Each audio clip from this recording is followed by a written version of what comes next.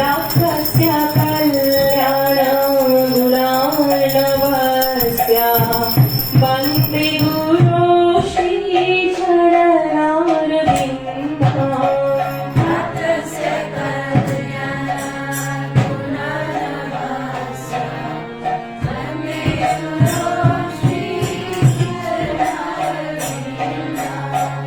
महाप्रभो कीर्तन नृत्य गीता वादितृन्मादान मनसोरसेना।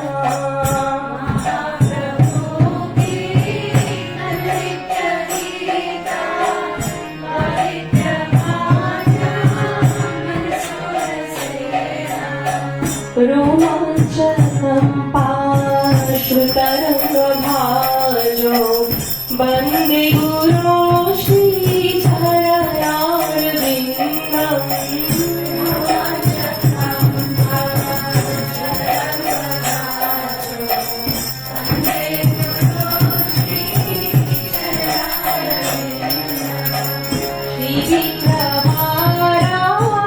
श्रीविक्रमाराधन नित्यनाना शृङ्गारतान् मार्जनाना।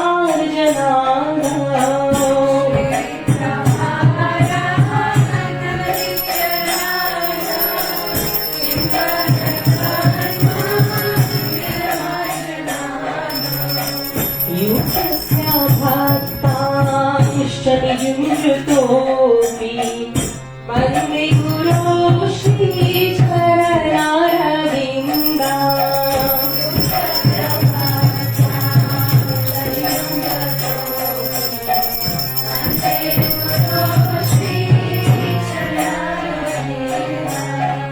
चतुर्विधा श्रीभगवत्प्रसादा स्वरललिता हरिभक्तसङ्घा।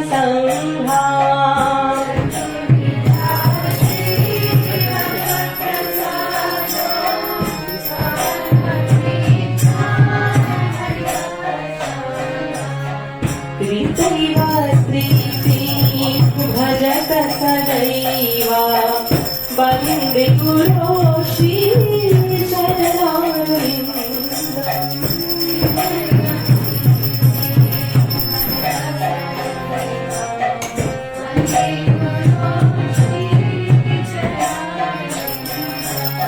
श्रीराधिका माधवयोर्पारो माधुर्यवीणा गुणरूपणाम्ना।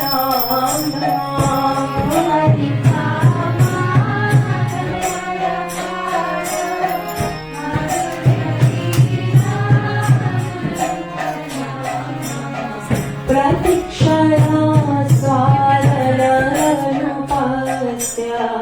वन्दे गुरो श्रीचरणारविन्दम्।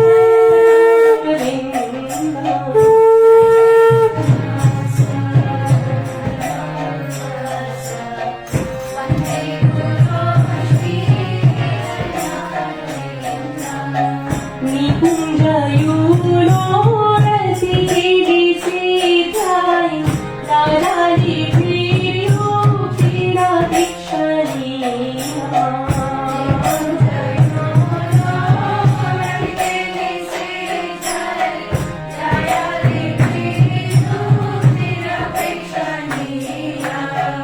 तत्रविराक्षारतिवल्लभस्य वन्दे गुरो श्रीचरणारविन्दम्।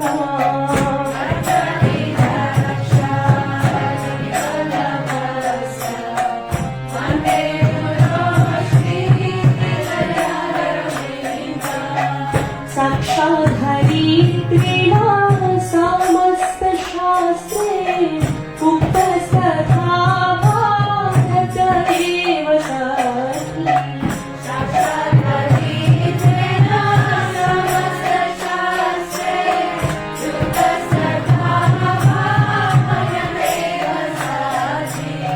किन्तु प्रभो याप्यैवतस्य वन्दे गुरो श्रीचरणारविन्दम्।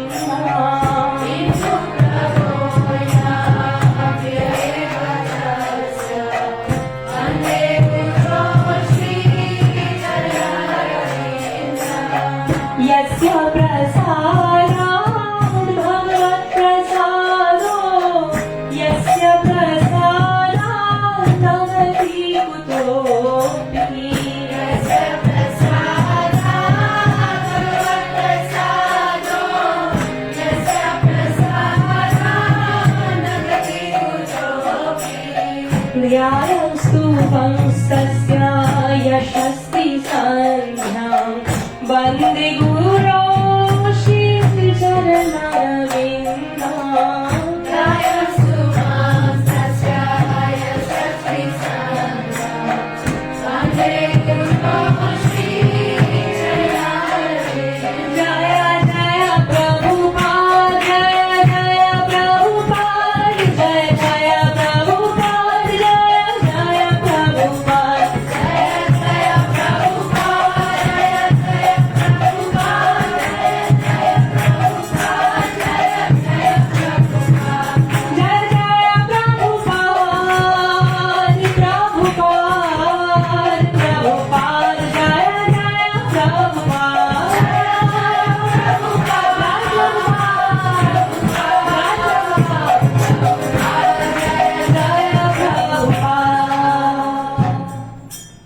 Srila Prabhupada ki jai.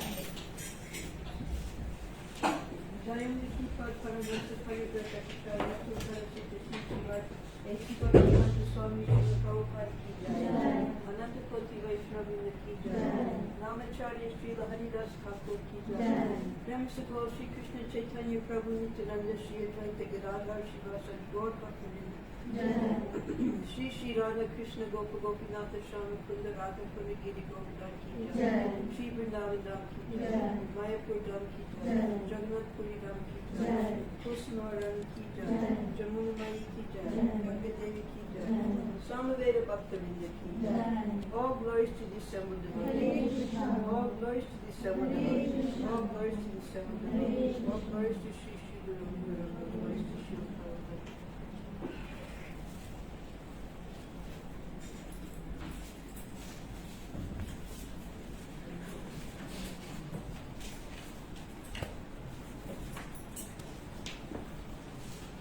So the number of people I think we can all fit over here. Yeah?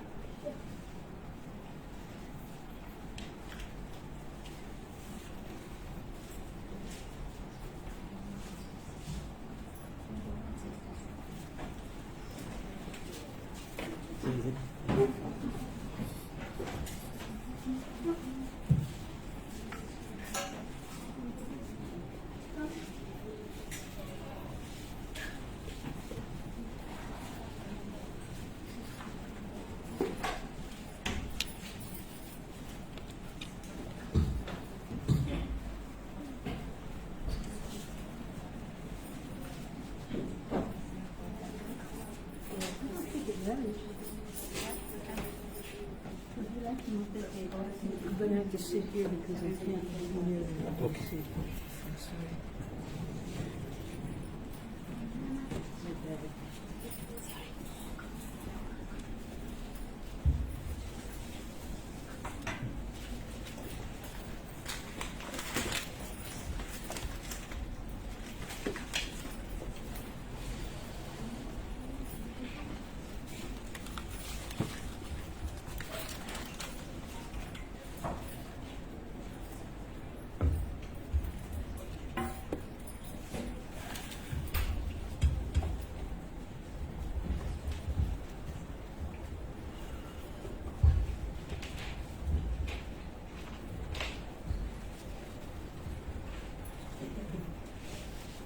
I'm just going to read a few slokas from the Bhagavad-Gita, from chapter 9, the most confidential knowledge.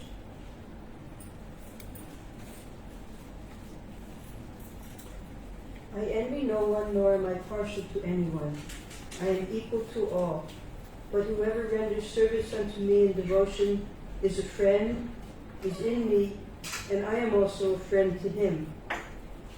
Even if one commits the most abominable action, if he is engaged in devotional service, he is to be considered saintly because he is properly situated in his determination. He quickly becomes righteous and attains lasting peace. O son of Kunti, declare it boldly that my devotee never perishes. O son of Krita, those who take shelter in me, though they be of lower birth, women, Vaishyas, merchants, that's Vaishyas, Sudras, workers, can attain the supreme destination. How much more this is so of the righteous Brahmins, the devotees, and the saintly kings. Therefore, having come to this temporary, miserable world, engage in loving service unto me. So I'll read the purport to text number 32. It is clearly declared here by the Supreme Lord that in devotional service there is no distinction between the lower and higher classes of people.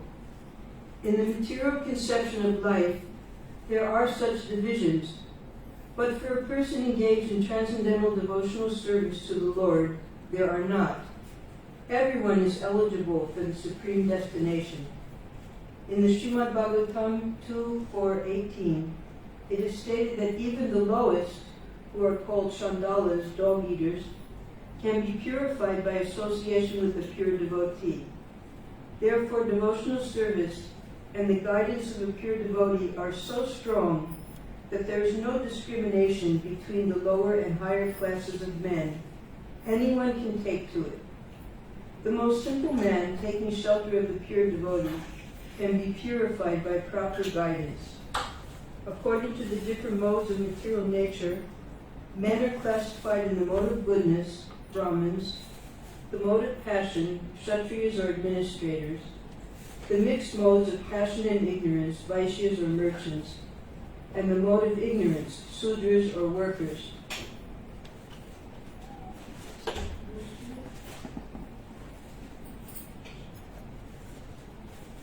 Those lower than them are called chandalas, and they are born in sinful families. Generally, the association of those born in sinful families is not accepted by the higher classes. But the process of devotional service is so strong that the pure devotee of the Supreme Lord can enable people of all the lower classes to attain the highest perfection of life. This is possible only when one takes shelter of Krishna, as indicated here by the words Vyapashritya. One has to take shelter completely of Krishna. Then one can become much greater than great jnanis and yogis. So I want to thank everyone for coming this evening. This Vaishnavi question and answer was the brainchild of Kamala Mataji, who's in charge of the Community Service Center. She wanted to bring together the ladies of the community.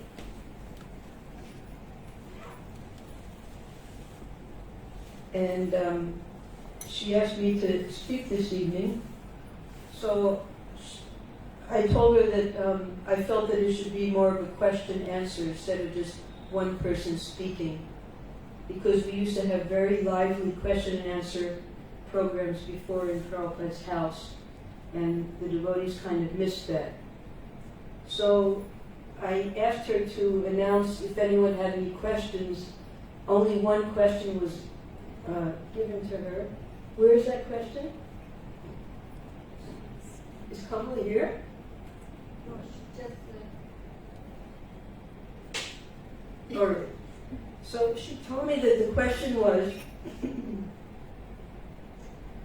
what were the 3 medicines that Prabhupada took? So I believe this was, I don't know who asked the question. Who asked the question? You asked the question. Okay. So this might have been in reference to a Prabhupada Lilamrita class that was given a few months ago. And it was not Srila Prabhupada who only took 3 medicines. When Prabhupada was working as the manager under Dr. Kartik Chandra Bose, it was Dr. Bose who told him he only takes 3 medicines. Because Dr. Bose, he produced many different types of medical preparations, but he said these 3 things is what he took personally, and that is quinine, castor oil, and manganese salt. He said that all else is just business, all the other things that he was making. And then he also advised Prabhupada that when sick, simply sit down for 3 days. So that was it wasn't Srila Prabhupada, it was the owner of the company, the chemical company that Prabhupada was working for, Bose Laboratories. All right?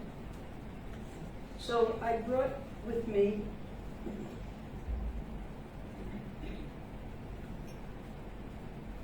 a little notepad, and I'll pass it around. If anyone wants to write any questions, we can start that way. All right? Pass it around, and then you can tear off the page and send it up as you pass it around. Or if you just want to raise your hands and ask some question. Yeah, that will be better, Mataji, because my handwriting is very bad. No, your handwriting's not bad. It's a lot easier to read the question. Okay, Mataji. Okay? Yes, Mataji.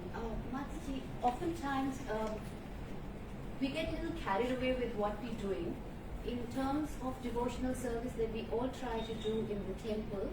I just wanted you to specify a little clearly for each one of us what is exactly Prabhupada's mood as to how he wants us to perform devotional services or any kind of service that we engage in the temple. What should be our mood in which we should perform that?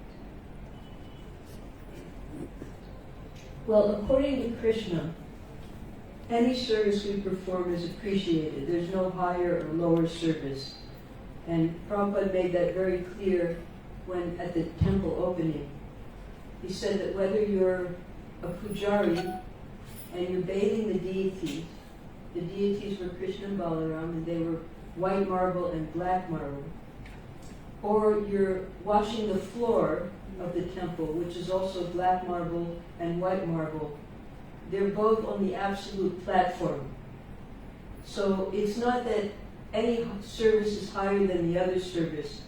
The important aspect of devotional service, which is what's mentioned in the Bhagavad-Gita, in the sloka and the purport, is that you're working under the authority of a pure devotee, under his direction. So sometimes we might not want to work under the authority of the temple.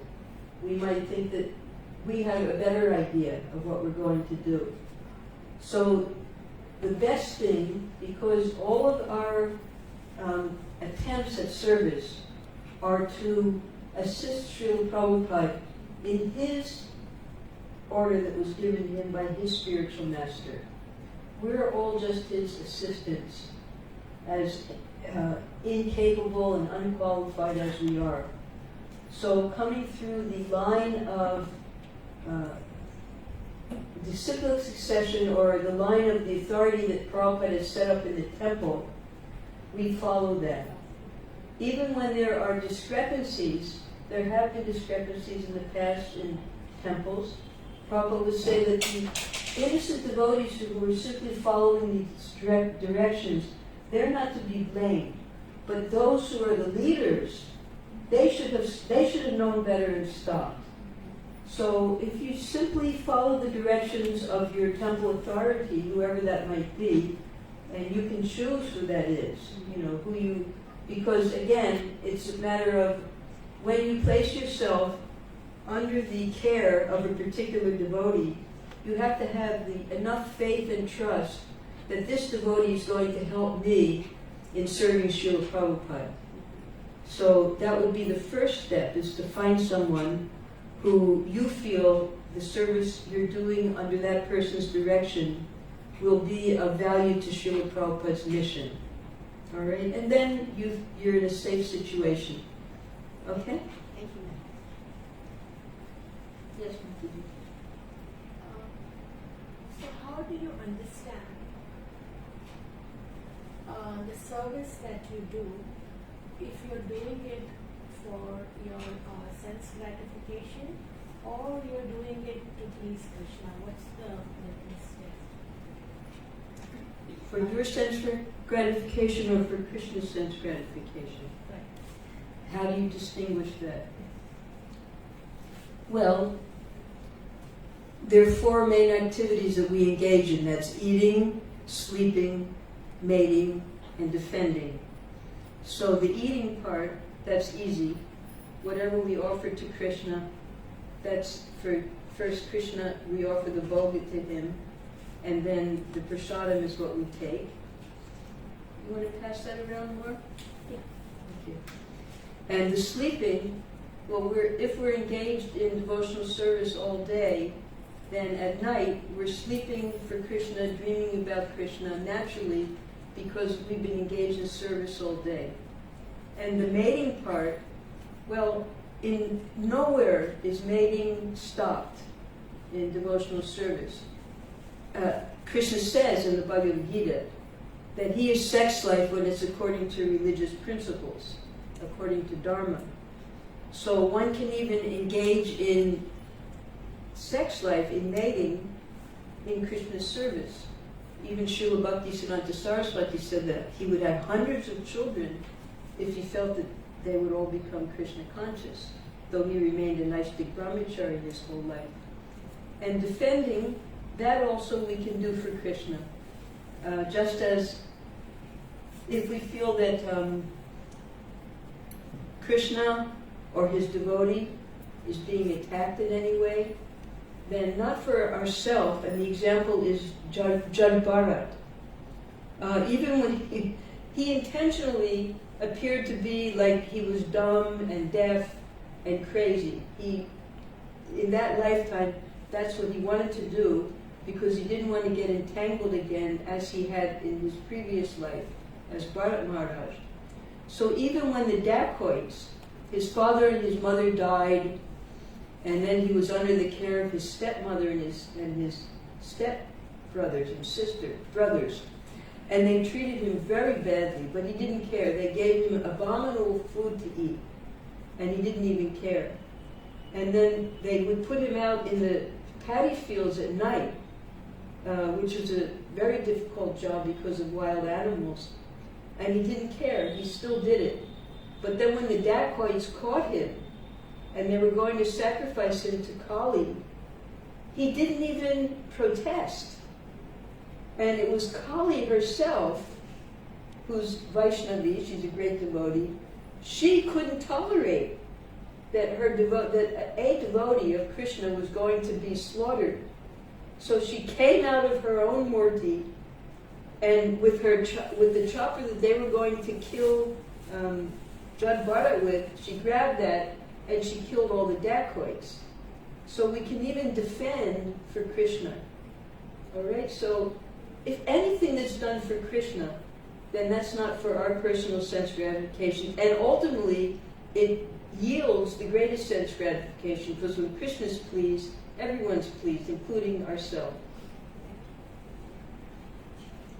Questions? Where's your question? Where is it?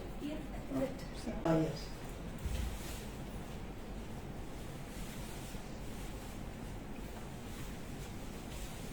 Hare Krishna. Oh, you have to put your names.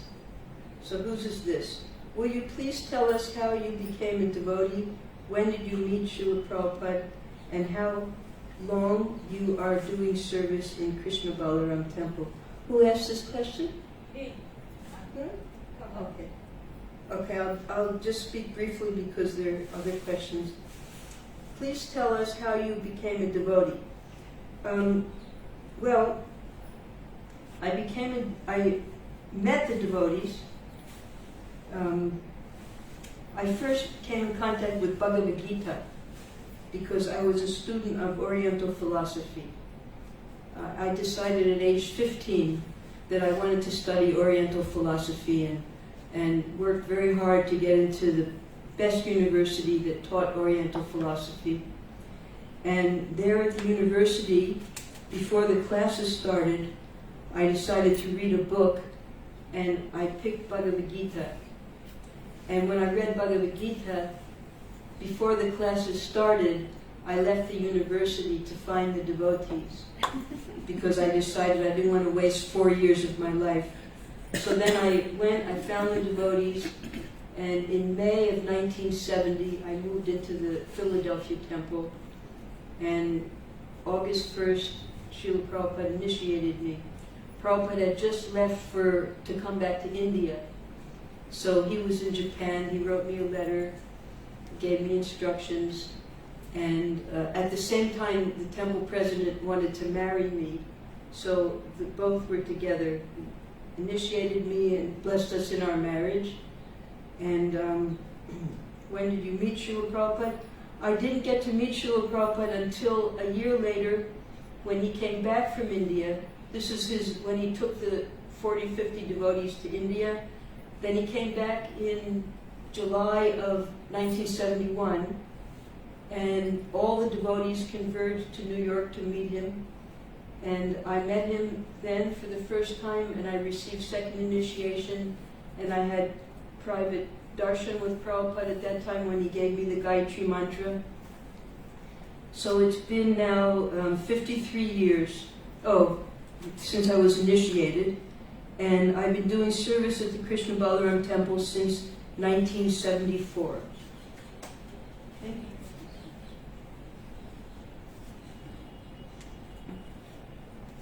Hare Krishna Mataji, please accept my humble obeisances. Question 1.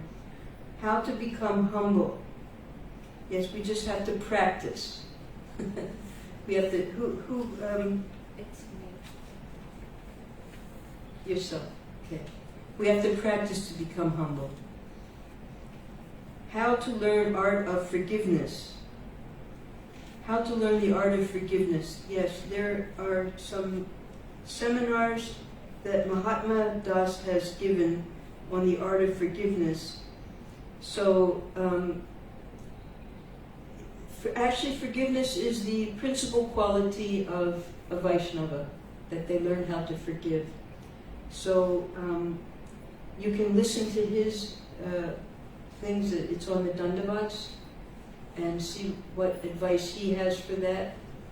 The most important thing in forgiveness is, you see, we have to understand that anything that happens to us is coming from Krishna.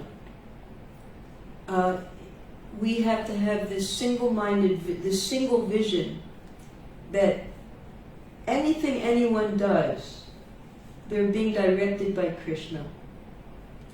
And therefore, sometimes that makes people angry at Krishna. But we have to realize that everything in the life of a devotee that happens is to bring us closer to Krishna so that we can take more firm shelter of him. So it's not that you blame this person for doing this, or you'll never forgive that person for doing such a horrible thing. No, it's not that person. We have to understand that the things that are happening in our life are coming from Krishna so that we will take shelter of him.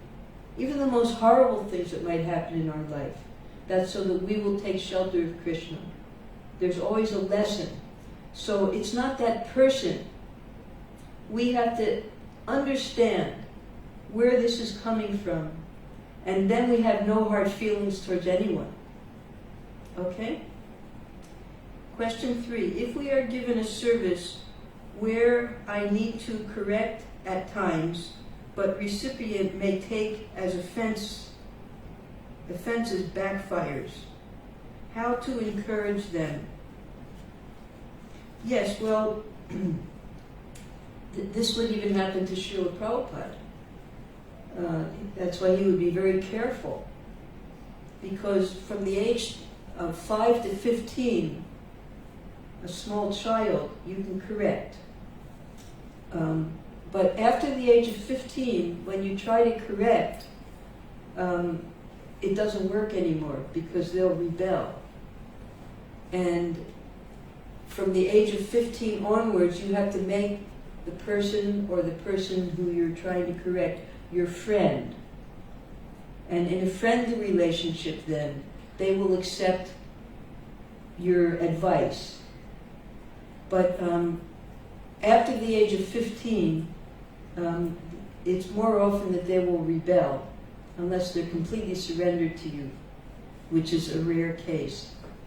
So we correct, but that correction, it's done in love, for one thing, if we love the person and we want them to advance in their devotional service, it should be done in a mood of love because you care about that person.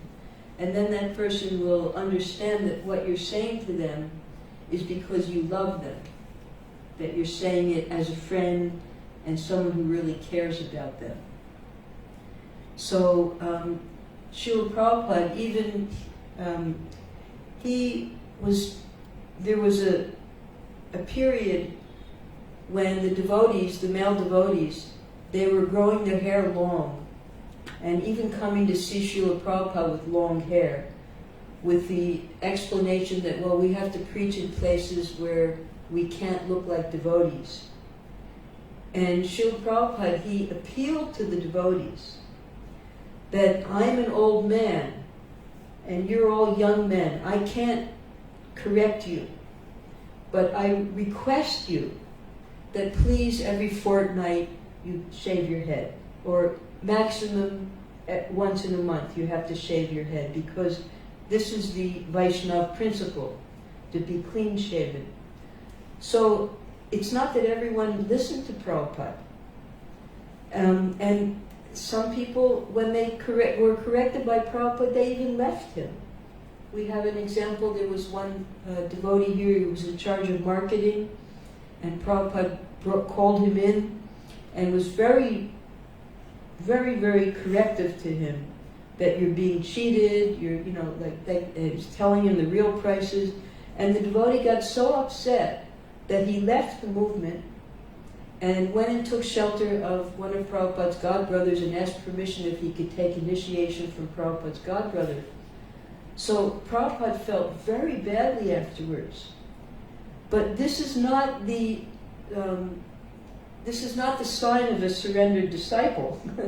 That when the guru corrects you, that's because he loves you. So, and if a disciple can't take the correction of the guru, then what type of a disciple is he? Disciple means he accepts the discipline of the guru. So when we correct, it should always be in a mood of love and friendship to help that person in their devotional service. And yes, you can expect that it will backfire, because not everyone wants to be corrected, not everyone cares what your opinion might be, and not everyone is interested in making advancement in devotional service. So they'll use your correction as an excuse not to do the service anymore. That happens a lot. So don't be discouraged, but before you start correcting those who are working under you, love the person, appreciate the person, and know that whatever let them know that whatever you're saying is because you care about them. And then you might not get that backfire reaction. Okay?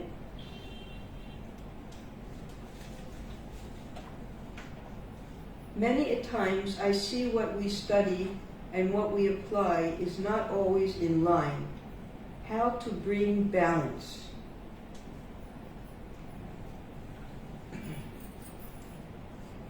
Right. What we study, I was thinking of an example. There was a devotee, his name was Bhagavan Das, and he was a wonderful devotee, did a lot of wonderful service, but at the same time he wanted to become a doctor. So while he was a devotee, he was going to medical school. And in medical school, you learn, of course you have to study so much, so many books and everything, and then you also have to learn the different parts of the body. So what they do is, from the morgue, they take a dead body and they have to cut open the body and see what's inside and see how to sew things back together again. And it was so horrific for him, so mortifying to have to deal with the dead body, that he gave up becoming a doctor. He said, I just can't, I can't touch a dead body, and if this is what it's going to mean for me to be a doctor, I just can't do it. So we might read, study, we might get 100% in all of our exams, and we might even be able to give very good classes, but then when it comes to actually dealing with people, we just can't do it. It's too difficult to have to deal with people sometimes. So we have to learn that there's an expression, I don't know where it came from, but it's what I live by, that those who can do, those who can't teach, and those who can't teach manage the other two to death. So if we know how to do something, we just do it in Krishna's service. If we know how to cook, if we know how to distribute books, if we know how to make garlands, we do it. And if we can't do it, then we become teachers of how to do it. And if we can't teach, then we become managers and manage the other two to death. So we don't want to become that type of a manager, right? If we know how to do something, we just do it, and people will learn by the example that we set, right? So again, it comes down to by example and learning how to not manage other people to death, because this is a big problem that we have sometimes with some managers. They like to micromanage everything, and this can really discourage devotees working under them. Micromanagement is not a part of devotional service. Setting a good example is the way we learn things. We look at Prabhupada's example and we want to be like him. We look at other great devotees' examples, and, oh, I would like to be like that also. So the best way to apply things is to set yourself as the ideal example of how you want other people to be, right? So that's difficult also, because it's a lot easier to yell at people than to do something yourself and set a good example. So therefore we have to look at ourselves and make ourselves perfect in devotional service, and then other people will want to become like us. Okay? Because that's the way Prabhupada did it.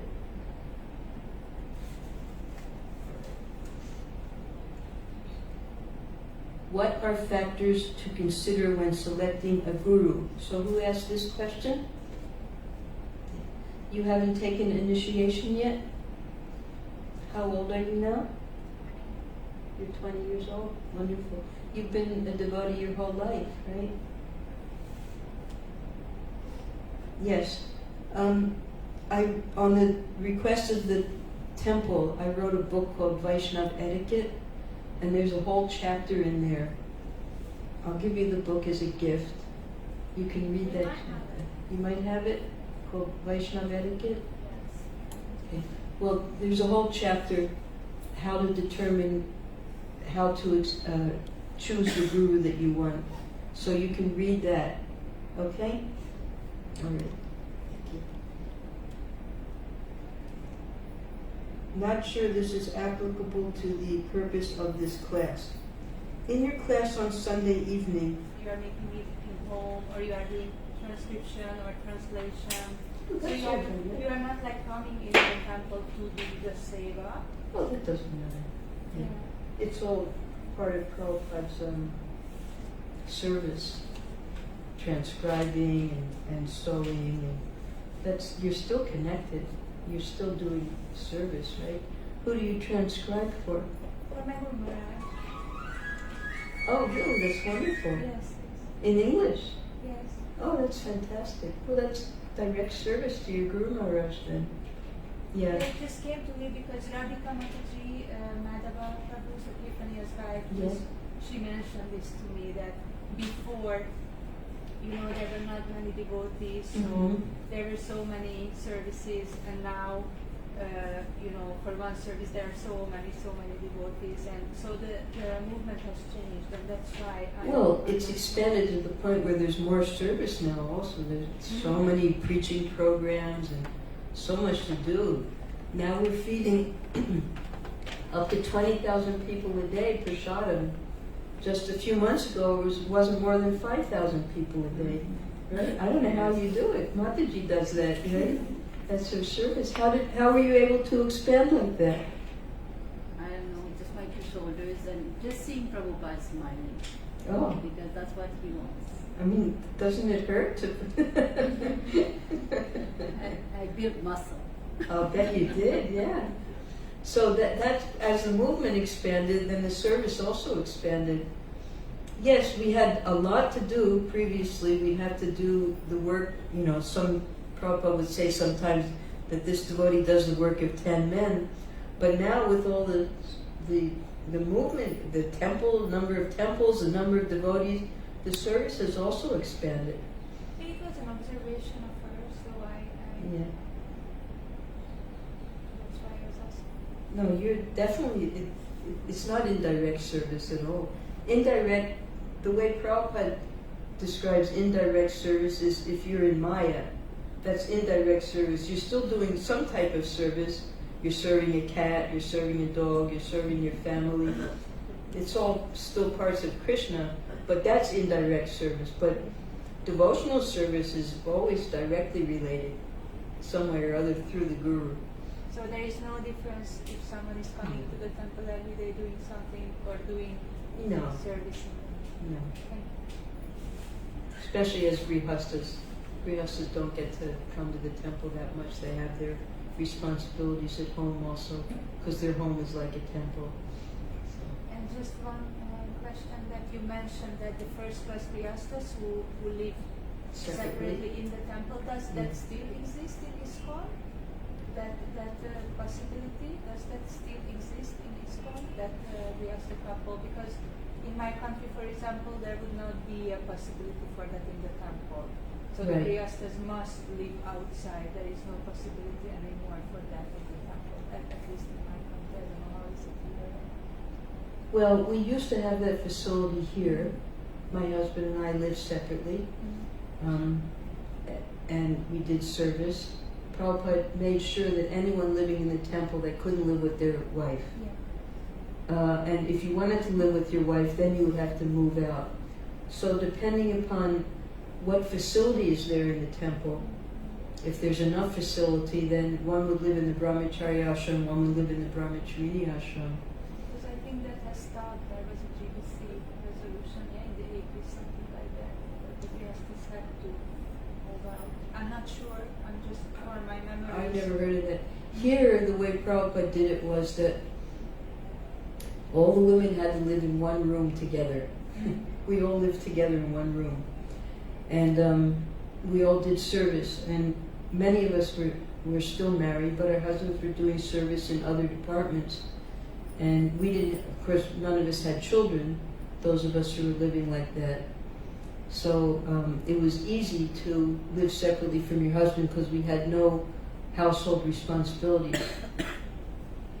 So, I can't think of any examples in this temple, like in our women's ashram. I don't know who is still actively married. Is Govindadasi here? Yes. You have any men?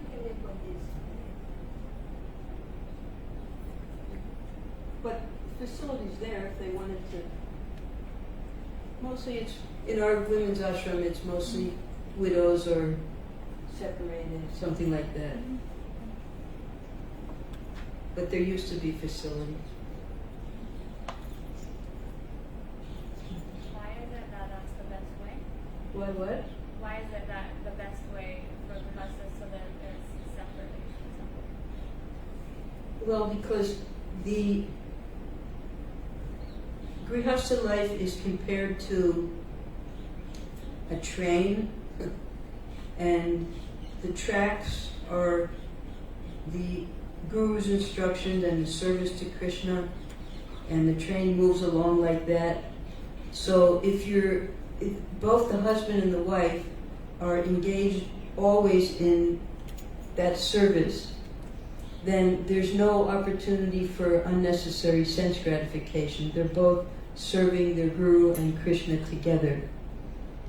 So that's why it's considered the ideal grihastha life. But once they're children, then you would have to move out of the temple. There wouldn't be facility unless it's a temple that has a lot of space. But husband and wives, they should be taking care of their children together.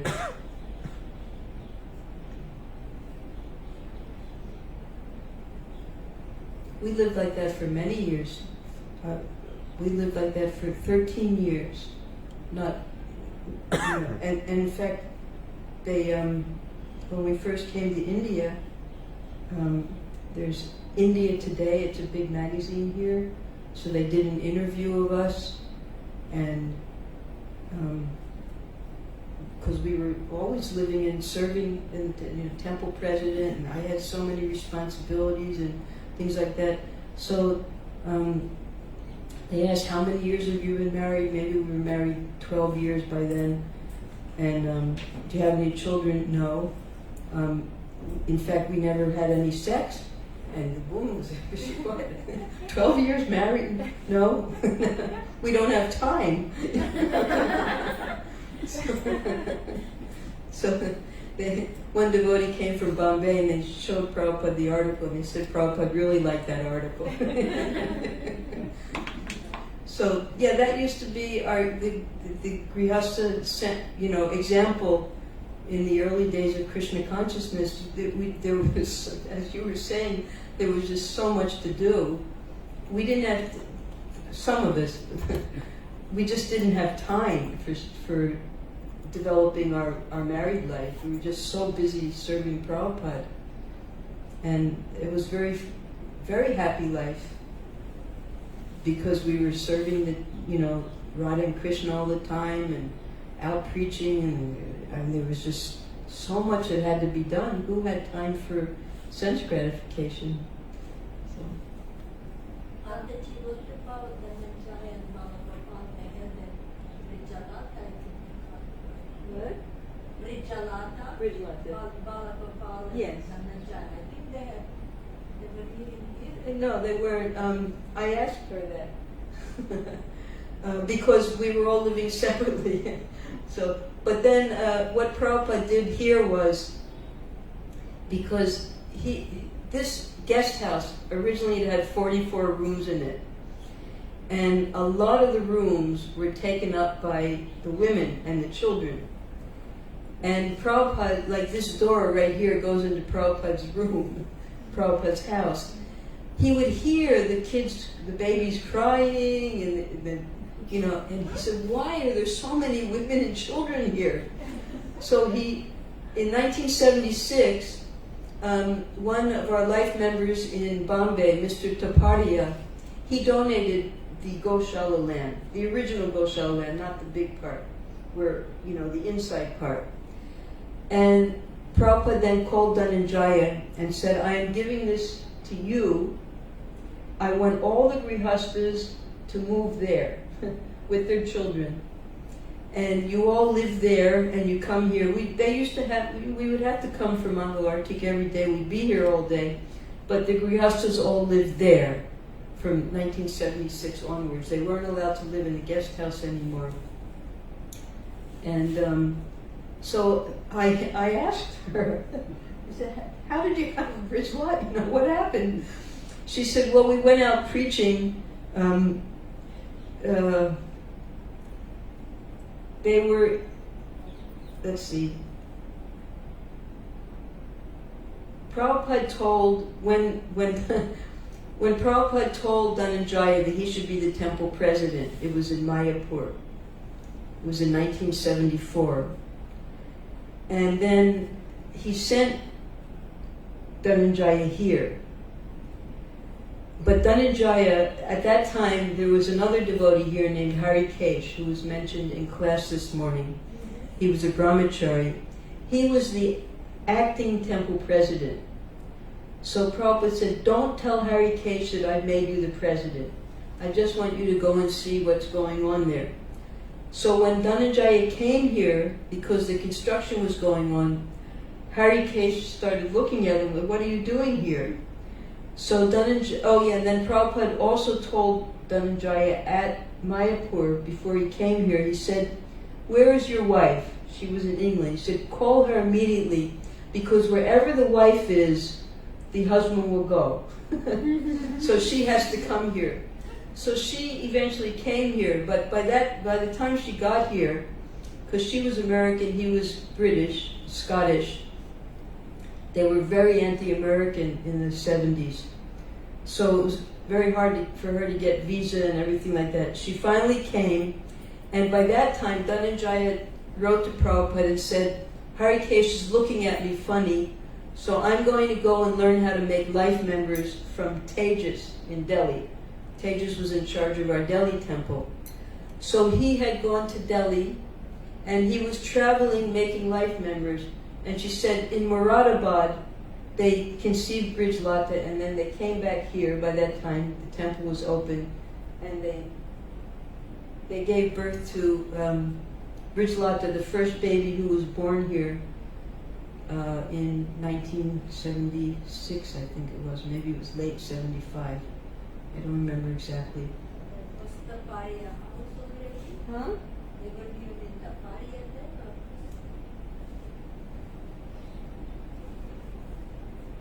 I don't remember exactly where they were living.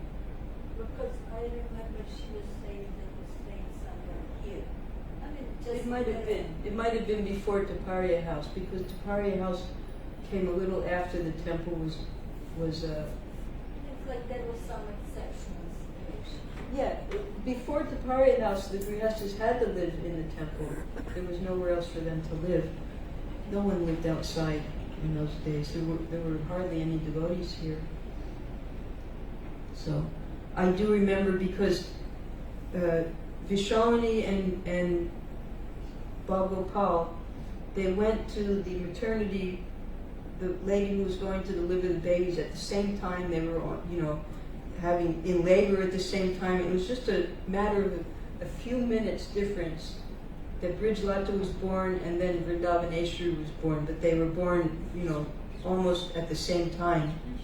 So Brijlata is famous for being the first baby born of the ISKCON devotees here in Vrindavan, and Vrindavaneshwari is the second. That's Vishal and Vishalini's daughter.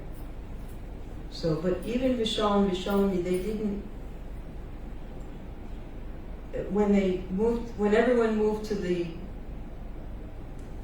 Goshala, I don't think Vishal lived there with them, if I remember right. He would just go visit them. But Dhananjaya and Bhagopal, they were living there, and they set up the Mukut business there in the room where Sanak Sanatan has his family.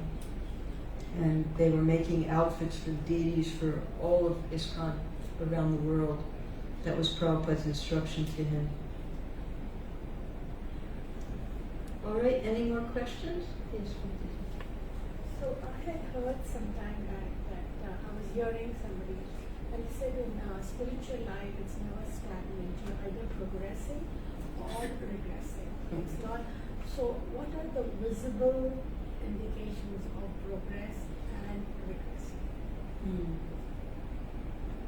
Whether you're happy.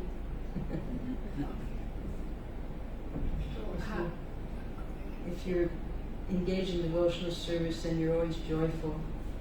And if you're depressed, then it means something's wrong in your devotional So it has service. nothing to do with, like sometimes you attend Mandalati, sometimes you don't due to family circumstances. So that is not an indication.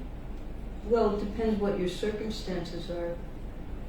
Again, if you're living in the temple or near the temple, you should be attending the programs.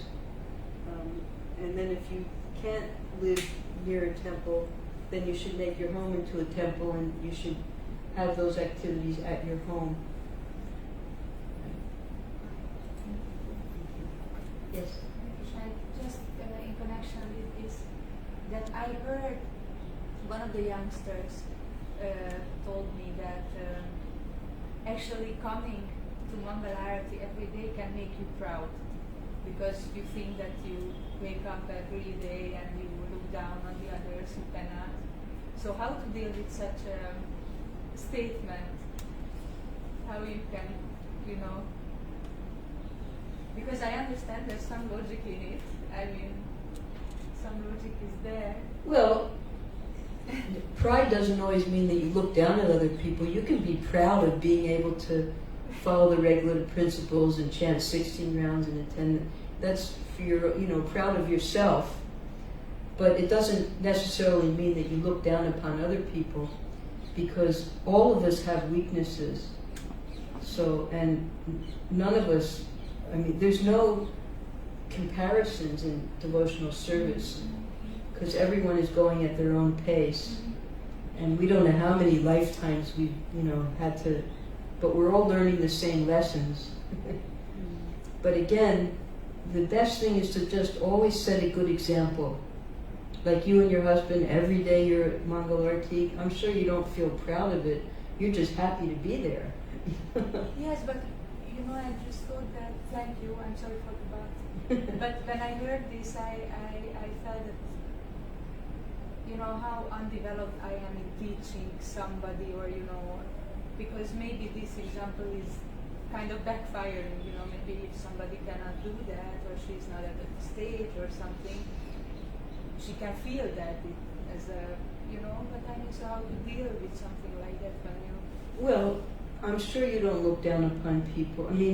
Whoever said that, maybe they feel badly that they're not able to do it, and they're putting themselves down. And how, when somebody is projecting something, how you deal with that?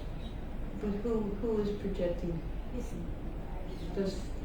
I don't know that even happens, because devotees wouldn't make another person feel bad because they can't do something. I don't think that it's that anyone wants to feel bad, but if someone reveals your mind to you, and something like this comes out. Yeah. I Well, just felt- again, that's depression. I just felt helpless that how to, not that I felt bad about it, but I felt that I should say something which helps, but nothing came, I felt just so dumb that, oh my God, I don't have a good answer now. No, well, the good answer is no, we're trying to follow the instructions of our spiritual master. We're trying to set a good example, but we're not looking at what other people are doing. No. Yeah.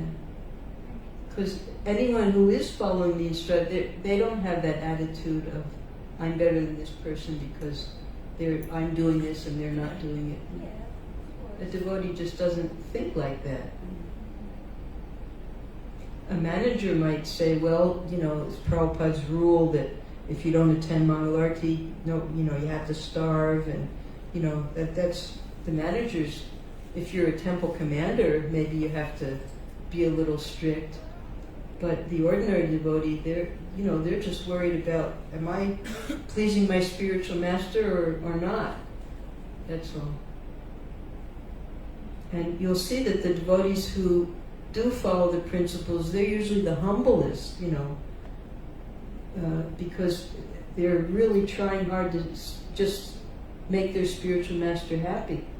And they're not doing it to make people feel bad. They're doing it just because their spiritual masters asked them to do that.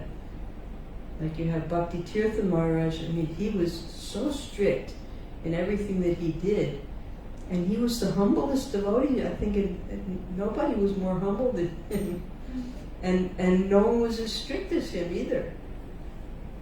But he never made anyone feel bad. We all felt bad, because who could do all that he did? But he never made people feel bad that, look at all I'm doing, what do you do? No. Devotees who are, strictly following the instructions of their spiritual master, there's no way they can think like that. So. It's in regard to the latest class that you gave about on Srimad Bhagavatam, Yeah. where you mentioned about Krishna Krishna returning back to Vrindavan, and after 100 years he returns back, and then Mother Yashoda and Nand Baba, they express their heart that we want you to get married. It was very pleasing to my heart to know that Krishna came back and he actually came back. But the question that came to my mind was, firstly, thank you so much, Mataji, for giving that class and explaining that part. But the question that comes to my mind, did Krishna expand himself? Was he also there with 16,108 wives there in Dwarka, or he left them and then he came like how he did with the gopis? So what was it when he returned back? Or they had already, Dwarka, where he had gone or what? I don't know. Just want clarification. I would have to read more in the Gopal Champu what Jiva Goswami says, because I wasn't. He had a lot of times Krishna would go away. You can read about that in the Srimad Bhagavatam. He would leave Dwarka to go to Hastinapur and things like that, and what separation the inhabitants of Dwarka felt when he came back, how they got their life back. So, so far as I know, this is when Krishna left and went back to Godhead. So, what was going on in Dwarka at that time was Krishna also left and returned to the spiritual world. And then everyone, Arjuna was told to go and get all the wives and bring them to Hastinapur, things like that. So that was the winding up of his earthly pastimes. But this was before the winding up, is it not? Well, yes, it's before the winding up, but then after that, he went back to the spiritual world. Yes.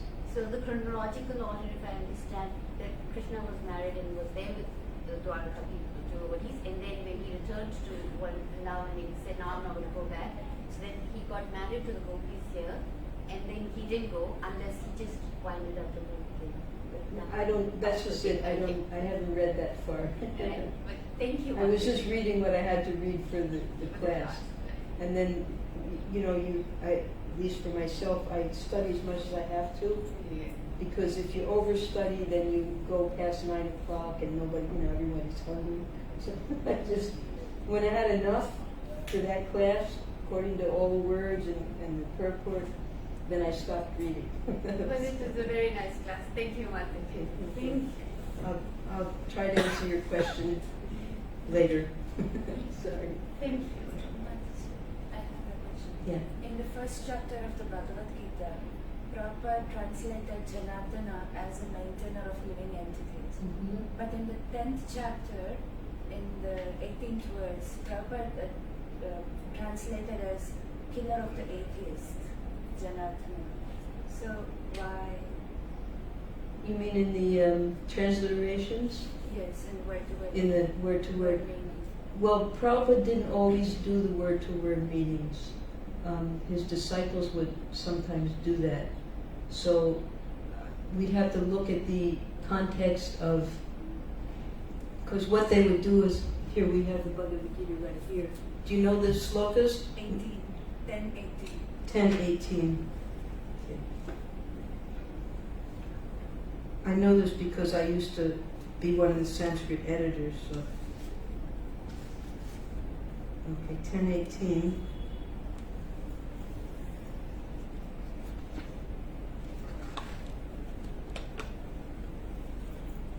O Janardana, again please describe in detail the mystic power of your opulences. I am never satiated in hearing about you, for the more I hear, the more I want to taste the nectar of your words. So, Jana Ardana,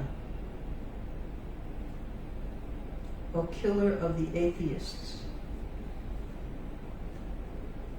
A similar statement was made to Sutta Goswami by the rishis of Naimisharanya headed by Sonaka.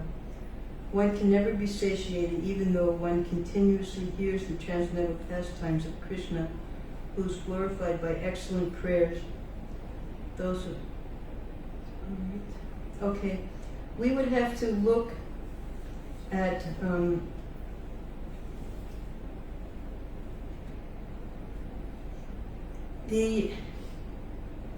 What's the other sloka in the first chapter? 136. 136. Okay. Because sometimes the translations are coming from No, 37. 137. 137.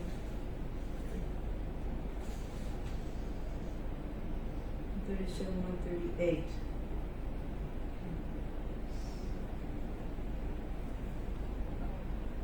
There it just says, "Oh Krishna." Janardhan is "Oh Krishna." No, 132 to 35, sir. Huh? 132 to 35.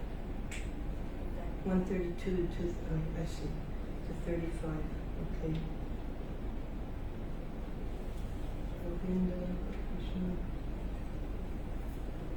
The last. Oh, Janardana. Janardana. Janardana. Well, Janardana. Janardana.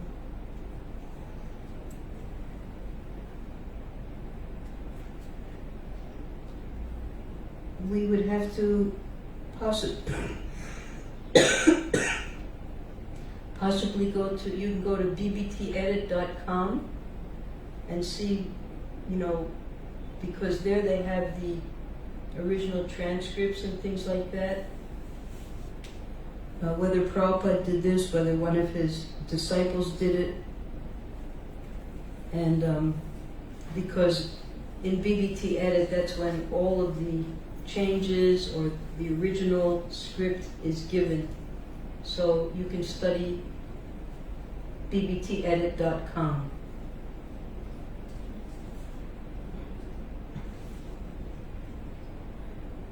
Okay?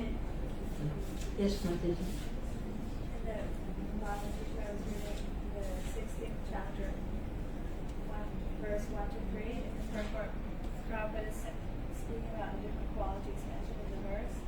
And there he says that, he was saying that I think that the quality was Atma Samshriti. And he was saying that processes that before one actually commits the sinful activity, when it just enters your mind, you should commit suicide. So then you don't actually enter. He said that before. So I thought that was very Commit suicide? Yeah. 16, 1 to... Commit suicide?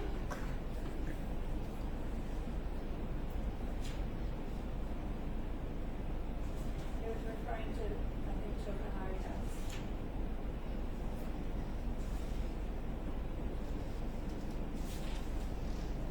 Okay, here's the book, you can find it. What is the first meaning of Janardana? The first context? Maintainer of the living beings. Could it be understood in that sense that when Prabhupada says Atma can be understood as the Atma is used as a soul, and also sometimes it's referred to as body, mind, and like three places where Prabhupada says that. We'll have to look at BBT Edit and see if they have anything to say. Maybe it's like contextual, according to what context is. Maybe.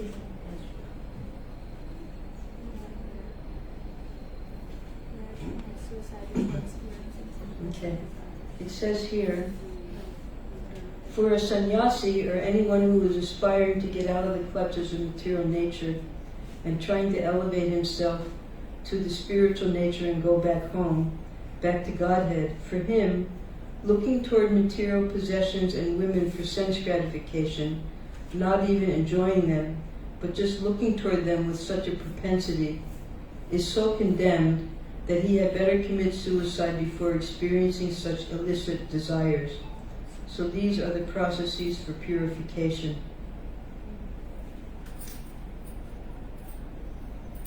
Oh, wait. One of his personal associates, namely Chota Haridas, The ideal, yes, so he was just speaking in relation to Chota Haridas. Not for everyone. Actually, it is quoting like Lord Chaitanya only said this. Hmm? Prabhupada is just quoting Lord Chaitanya. Yeah, this is Lord Chaitanya, but it's in reference to Chota Haridas, to one of his close He associates. refers to Chota Haridas, but then after he comments on it by saying that it's sannyasi or anybody who desires spiritual purification should do this. Yeah, but you don't have to take it out of context. Prabhupada's, he's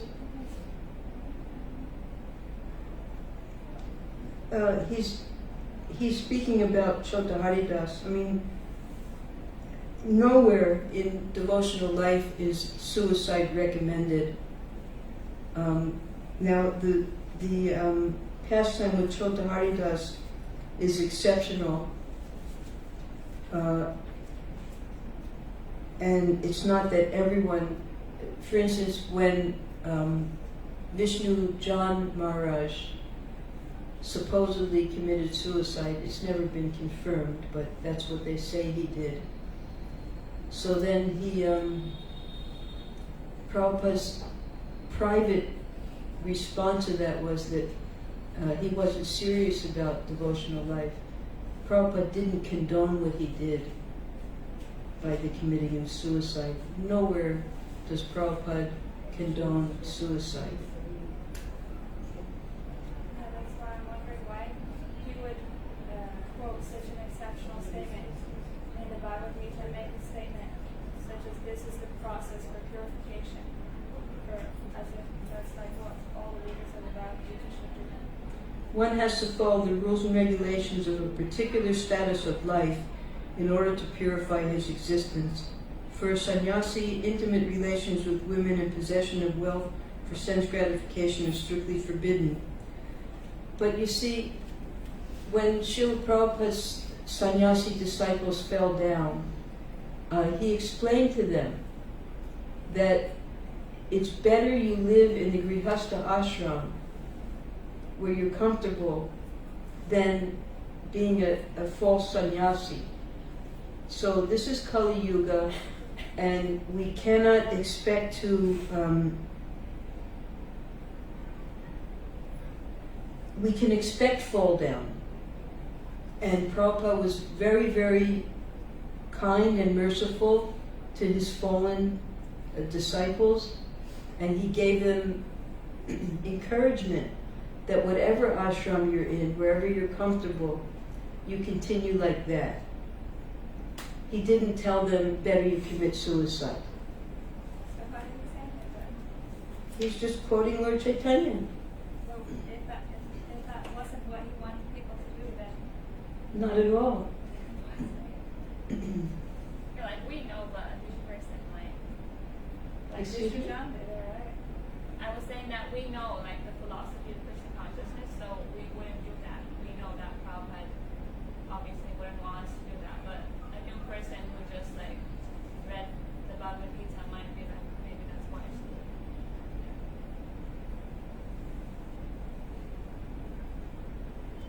Have you met people who are considering committing suicide because they've looked at a woman?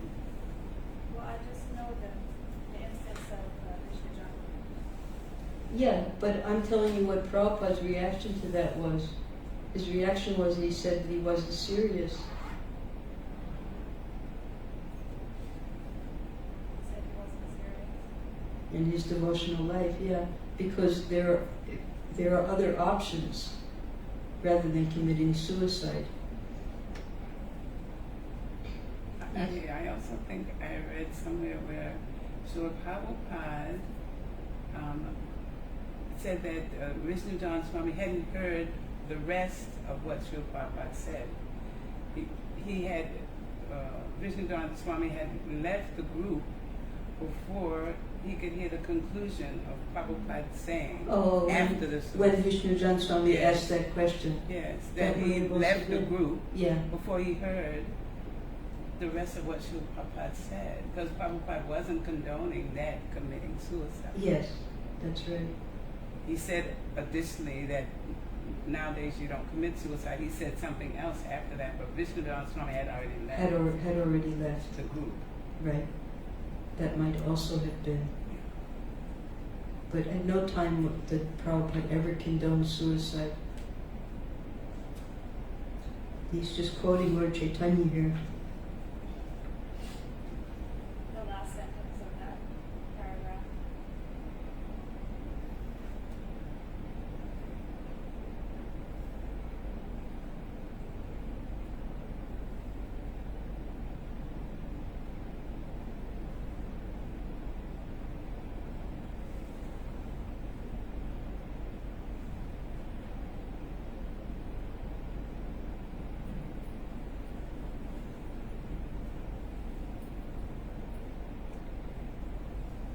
Well, if we get stuck on things, then, you know, I can just tell you that Prabhupada did not condone suicide. And in the case of Chota Haridas, that was a very exceptional situation. He was setting an example for Chota Haridas, for the rest of the devotees, to be very careful. And Chota Haridas was in the renounced order of life. But for the devotees of Srila Prabhupada who had fallen from the renounced order of life, he never condoned suicide.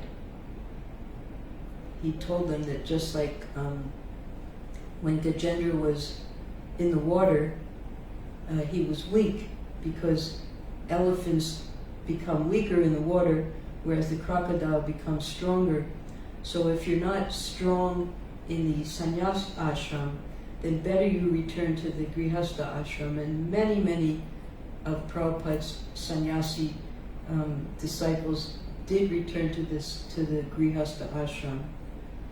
In fact, we had a picture of about 21 sannyasis before Prabhupada left, and within 10 years, only 2 of them were still sannyasis. I took the picture down from Prabhupada's room because they had almost all but 2 of them had become grihasthas or fallen down. Yes. There's another statement I remember from the Shastras, which seems kind of extreme, is that I think it's mentioned in a few places, when you hear criticism of the Lord or the devotees, then you should cut the tongue or kill the person or else kill yourself. Okay. Okay. Is that also something to be taken as like something we don't do, or like why is it stated? Well, How do there's you so understand many. these things? There's so many injunctions in the Shastra. This is why you need a spiritual master, you know, so that he can keep you balanced. The best thing is you take shelter of someone who you trust, and if you can't accept what he has to say about these things, then you're in trouble. I'm trying to explain to you that in no way is suicide is condoned. You're not supposed to cut out the person's tongue. You're not supposed to kill the person or kill yourself. These are just various injunctions, but it doesn't mean that we become fixed on them and, you know, why is it, you know, just read it and just go on with your life, you know. Go on with your devotional service. Take shelter of devotional service. These are just very extreme injunctions.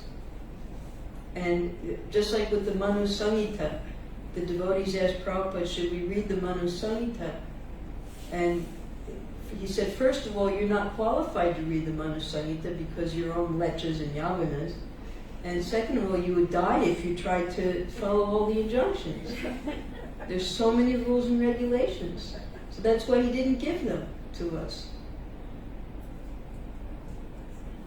So don't get stuck on these things. Just, you know, be happy in your devotional service, love Krishna, try to take shelter of someone who you trust, and ask these questions, see what that person's answer is, and if you can't accept that answer, then you're in trouble. Okay? If you don't want to accept what I'm saying, okay, ask somebody else. I'm sure they'll tell you the exact same thing, but ask someone who you trust. All right? Don't get fixated on these, far-fled, no one is saying that you should commit suicide. Don't commit suicide. In so many other places, it says the bad effects of committing suicide. So why get fixated on one sentence in the Bhagavad-Gita? She wouldn't do it. She just asked it for like new people who read it. She's worried like that, like because it happens to Vishnu John Swami. So she was like, why did Prabhupada write it like that and then like not explain that we actually shouldn't do it? He's taking it to the extreme about Chotaharidas. And if you read the entire pastime of Chotaharidas, you can understand it a little better. No, there's no question of what would be the reasonable thing to do then when you hear somebody criticizing the devotees or the Lord? Well, you have another option to just walk away. You left out that option. You can just walk away. Yes. See, you said like if someone brings a calamity to us or if Yes. put into a trouble Yes. by someone, it is like an arrangement of the Krishna. Yes, They are just instruments of our karma. that's right. So, is it wrong that it so happens that it's just our past karma that it just comes up and we become victims of that karma. Yes. And, we just accept it, we just go on, but because we know the other person has done, not correctly, without knowing Yes. the truth. Yes. So, is it okay to associate that with those people? To again. Of course, that's if what the we whole keep- justice system is about. If we just keep distance, we don't have a grudge. We don't keep any grudge on them, but we just become neutral. We don't have friendly relationship like with other people how we have. Mm-hmm. So, is that correct or is it not correct? It depends how severe the action is. If it's something criminal, then it has to be reported so that that person doesn't harm other people as well. If it's something that is not criminal, that possibly just some improper behavior of some type, then we can bring it up to the person. There's no harm in that, if it's possible. Or we can just see it that, well, maybe it's something that I did. Like sometimes even when Srila Prabhupada would be attacked in his classes, at the end of the classes when people ask questions, Prabhupada said, well, maybe this person, I did something in my last life and now he's attacking me as an enemy. Prabhupada would speak like that sometimes. And we heard today an example of when those people came and were attacking Prabhupada. He didn't retaliate in any way. He just very humbly listened and put his head down, and then the people left. I'm talking in case of devotees. When the devotees does, one devotee do something wrong with the second devotee, and but it was a wrong thing that has been done. Yes, that happens. And then, both the devotees they decide to, be part. They don't want to Separate. associate with each other. Yeah, So that's is fine. that okay? Sure. Yeah. I remember in one circumstance, the Sankirtan leader was having an illicit relationship with a bhaktin, a brand new devotee. They would leave the Sankirtan party and go to do whatever they did. She became pregnant, and they wrote to Prabhupada what to do. And Prabhupada said they should never, they should have nothing to do with each other. So what he did was wrong. And Prabhupada's solution was that they should have nothing to do with each other in the future. So, depending upon the circumstance, how severe it is, whether it was criminal, whether it was, something that just hurt one's feelings, then you can voice it to someone and proceed from there. Okay. I know you have a daughter, and I'm like coming to Vrindavan for many years. I see so many challenges because I still have material things that I see challenges with the heat, with the cold. How difficult was it to bring up a child in Vrindavan back then? I think even now it's difficult. It is. Very difficult to raise children here in Vrindavan. It is. Prabhupada, he said that this is a place for retired people, Exactly. and especially to bring up young girls. He did make the Gurukula for the boys, but he didn't encourage that the young girls be here. I see that. Yeah. So, very difficult, education-wise, protection-wise, and we even saw this time when the grandchildren were here how difficult it was. So it's not that just then it was difficult, it's still difficult now. How did you balance your grihastha life with child and your service at that time?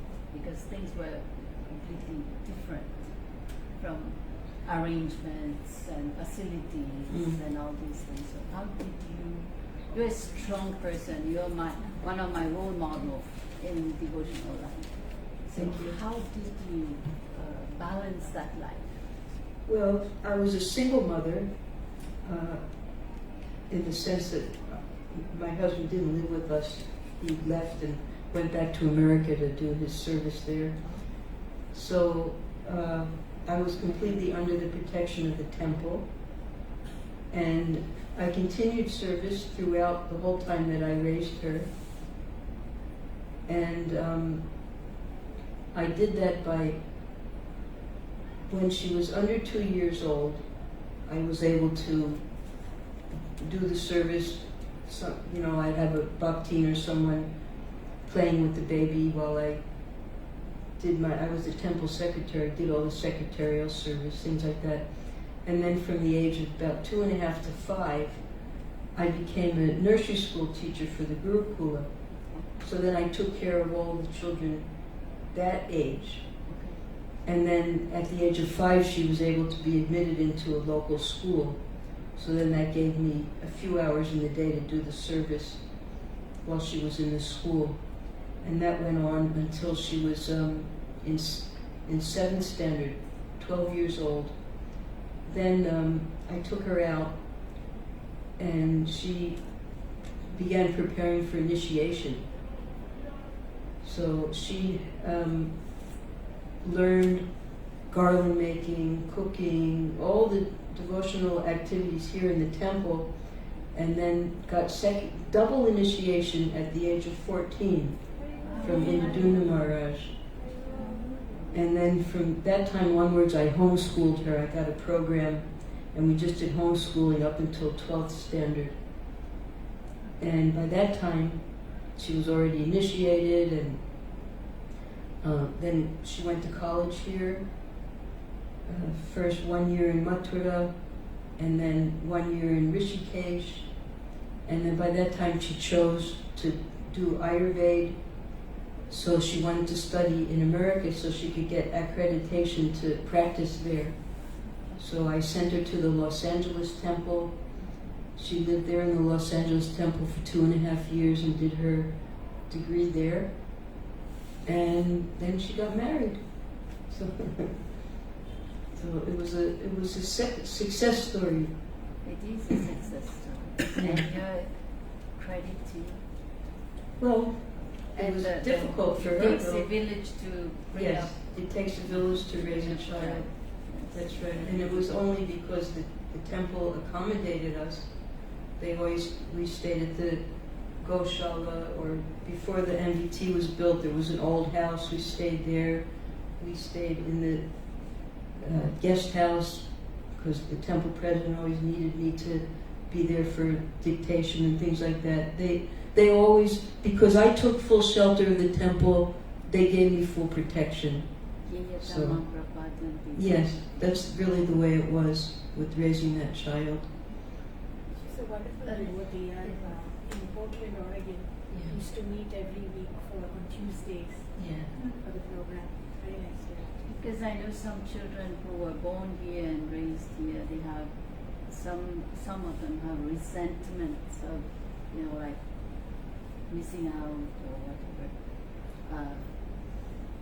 Yeah, well, you know. she also went from the age of, it's like, it's a technical thing, not just amongst devotee children. From the age of 18 to 22, they rebel. Oh yes. And then after the age of 22, they realized that maybe there's something in all of my parents that were telling me, and then they start appreciating the parents as they enter adulthood. So she did the same thing. She went to America. She was determined to do her studies in America. And I just tried to facilitate her by keeping her within devotee association. Every Balaram appearance day for the 14 temples, you get the honey jars to be decorated around the deities. Oh, And yes. she used to do that religiously every year. Yeah, she's a devotee of Krishna Balaram. I put her at their feet when she was born, so. Thank you, ma'am. And then Shakti Mataji, because this is the day of Kalakarma, it's Yeah. appearance days, and that just a few words because there is no. Yeah, they didn't mention it in class. He's, according to Kavi Karnapur, Gadadhar Pandit is the daughter of Rishabhanu, Srimati Radharani, and he was the most intimate associate of Nimai in childhood, and they're worshipped together as Gaur Gadadhar, none different from Radha and Krishna.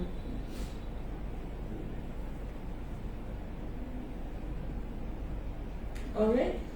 Mataji, Yes. I was for the reading Srimad Bhagavatam. Couldn't see anything because of his ears was. Yes, the tears would go on to the Bhagavatam, and then when Srinivasacharya wanted to, when one of these, Reading also with Lord Chaitanya. he couldn't read the Bhagavatam anymore because the tears had made everything blurry in the Bhagavatam. Tota Gopinath. Who has seen Tota Gopinath?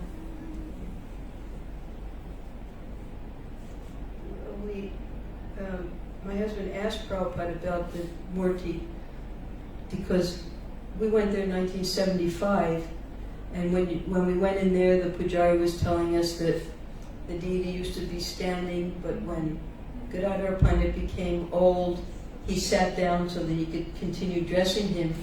And then they say that Lord Chaitanya entered into that Murti. Mm-hmm. So we had gone there, and then we went up to Mayapur and met Prabhupada. And my husband asked Prabhupada, is that true that Lord Chaitanya entered into the Murti of Tota Gopinath? And Prabhupada said, some people say that, and other people say that he was killed by the Auriyas.